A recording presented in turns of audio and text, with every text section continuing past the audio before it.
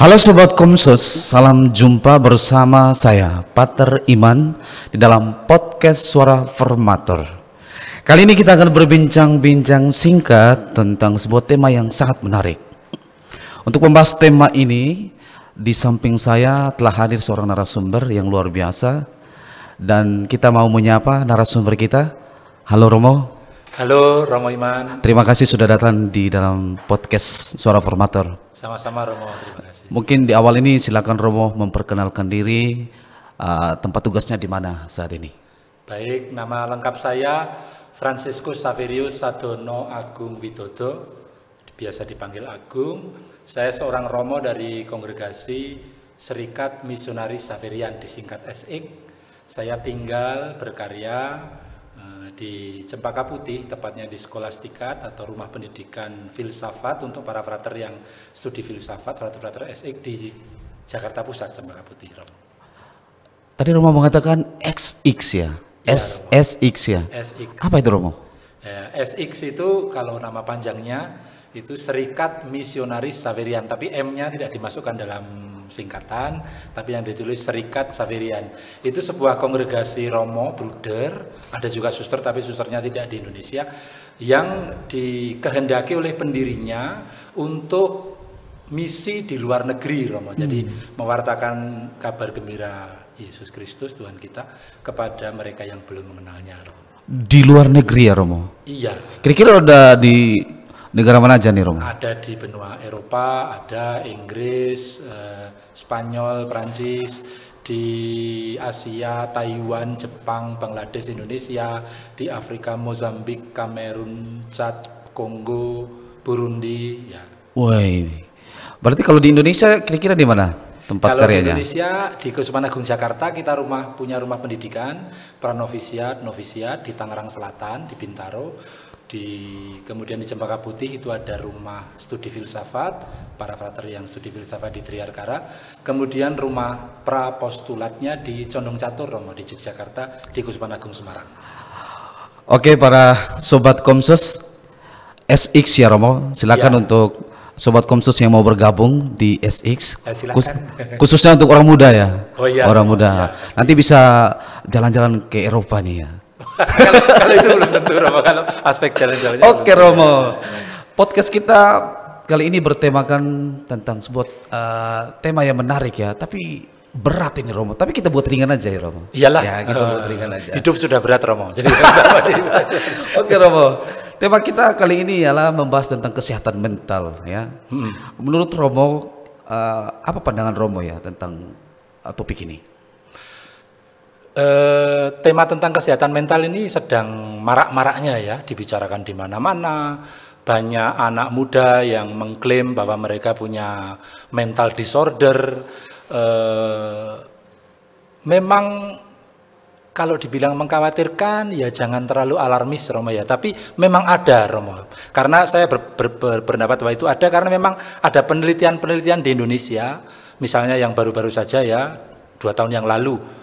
Dipublikasikan kira-kira tanggal 22 Oktober di Hotel Grand Melania di kawasan Jakarta Selatan. Itu sebuah penelitian yang dilakukan oleh berbagai universitas di Indonesia, Gajah Mada UGM, Hasanuddin Makassar, kemudian USU Universitas Sumatera Utara dari Medan ya mungkin, lalu bekerja sama dengan Universitas Queensland dari Australia, dan kemudian satu universitas dari John Hopkins Public School Medical dari Amerika Serikat, pokoknya begitu ya.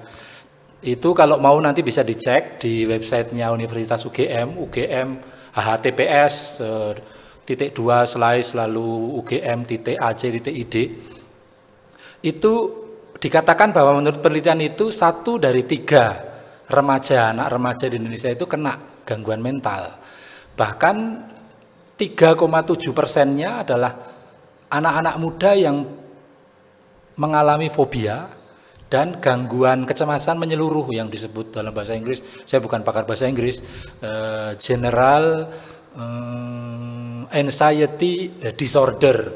Jadi kadang orang cemasnya terlalu berlebihan tentang masa depan, tentang apa yang harus dia kerjakan, bahkan dia nggak bisa apa-apa, Romo, kadang-kadang karena terlalu kuat kecemasannya itu. Jadi begitu, Romo.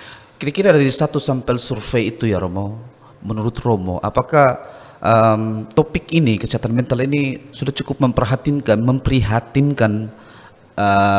terlebih khususnya di dewasa ini. Memprihatinkan mungkin terlalu berlebihan Romo, tapi memang ada. Kalau dari 1:3, salah satu dari 3 orang berarti kan kira-kira mungkin sekitar 15 juta orang kena ya, anak-anak muda. Jadi jumlahnya tidak sedikit.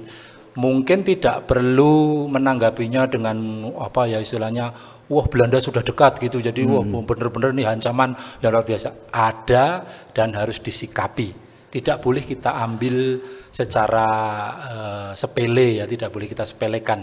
Karena nantinya kan mereka akan menjadi dewasa, dan kalau orang-orang punya isu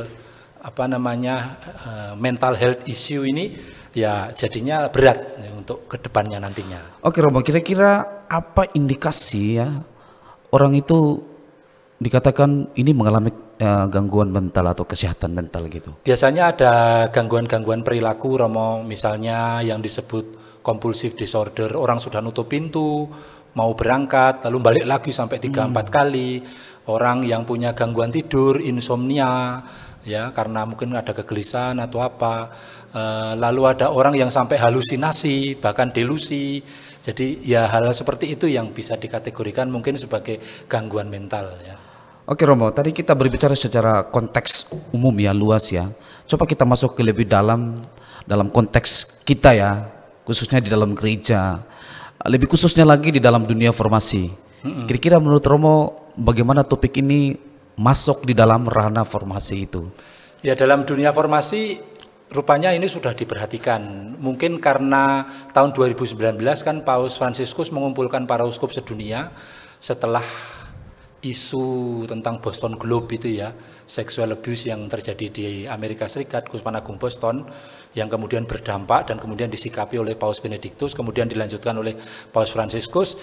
Human formation menjadi penting Romo dalam pendidikan di seminari-seminari, supaya betul-betul para calon imam ini didampingi secara psikologis, supaya kita tahu bagaimana kekuatan kepribadiannya, beban-beban masa lalunya dan sebagainya, dan supaya mereka betul-betul bisa menjadi orang yang ya happy Romo ya, bisa gembira, bisa betul-betul berelasi secara dewasa tanpa memikul salib dalam tanda kutip yang terlalu berat, karena pelayanan mereka nantinya juga akan berat sebagai seorang Romo, bruder atau suster ya. Kira-kira tips Romo atau pesan Romo atau harapan Romo untuk mereka yang mengalami gangguan kesehatan mental gitu ya? Pertama-tama kuncinya menurut saya adalah keterbukaan dari yang bersangkutan Romo. Kalau dalam terminologi seminari itu kan ada life story ya, menulis sejarah hidup. Nah itu penting juga diolah bersama dengan pendamping rohani. Lalu yang kedua pola hidup sehat tentu saja. Lalu yang ketiga kalau bisa ya kalau terlalu berat ya bertemu dengan seorang konselor gitu. Oke Romo.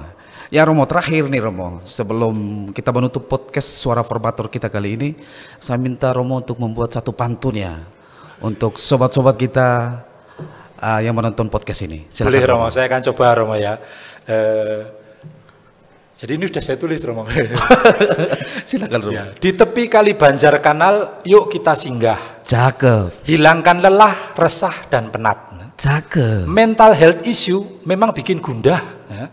Tapi yakinlah bersama Tuhan itu semua bukan berarti kiamat. Nah, gitu. Super sekali Romo. Terima kasih Romo. Sobat Komsus dimanapun Anda berada, terima kasih telah menyaksikan podcast ini.